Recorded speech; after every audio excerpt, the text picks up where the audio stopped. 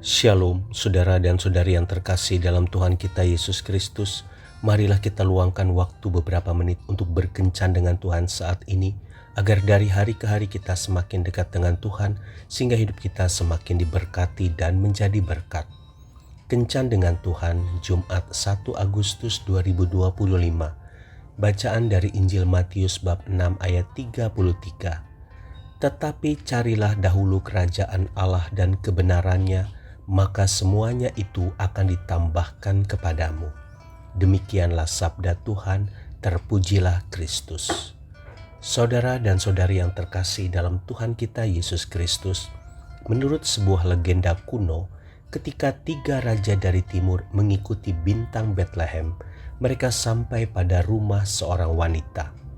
Mereka mengatakan kepadanya, "Mari ikut kami telah melihat bintangnya di timur, dan kami akan datang menyembah dia."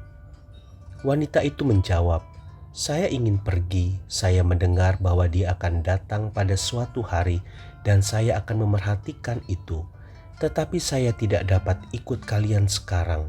Saya harus mengatur rumah saya dahulu dan urusan saya yang lain. Baru kemudian saya akan mengikuti kalian untuk menemui dia." Tetapi ketika pekerjaannya sudah diselesaikan, ketiga orang raja dari timur itu sudah tidak kelihatan lagi. Bintang di langit tidak bersinar lagi, dan wanita itu tidak dapat melihat Yesus. Saudara dan saudari yang terkasih dalam Tuhan kita Yesus Kristus, dalam kehidupan sehari-hari kita pun sering kehilangan kesempatan untuk bertemu secara pribadi dengan Yesus. Hal ini diakibatkan karena kesibukan dan kemalasan kita.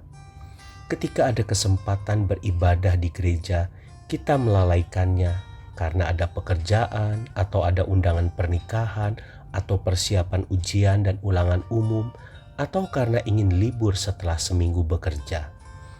Ketika hendak makan dan sesudah makan, kita melalaikan doa makan karena lupa, atau karena malu bila harus berdoa di depan orang lain, atau karena memang tidak pernah mengucap syukur atas berkat Tuhan.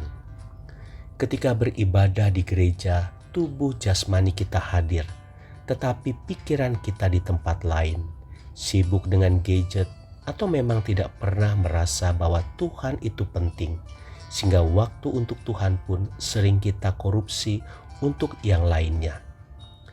Ketika ada sumbangan untuk aksi sosial, kita melalaikannya karena beranggapan hal itu tidak mendidik orang dan membuat mereka menjadi mental pengemis, sehingga hilanglah satu kesempatan untuk berbuat kebaikan.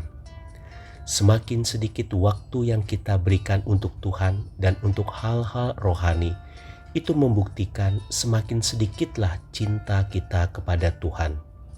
Semakin besar cinta kita pada dunia, semakin besar pula waktu yang kita berikan untuknya. Banyak orang mengharapkan berkat yang besar dari Tuhan, tetapi hanya sedikit bayaran doa yang diberikannya.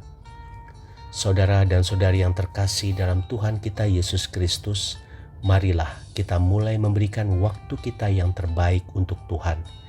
Jika banyak harapan dan berkat yang ingin kita capai, maka kita berikan juga waktu yang banyak untuk Tuhan sebagai pemberi berkat yang utama.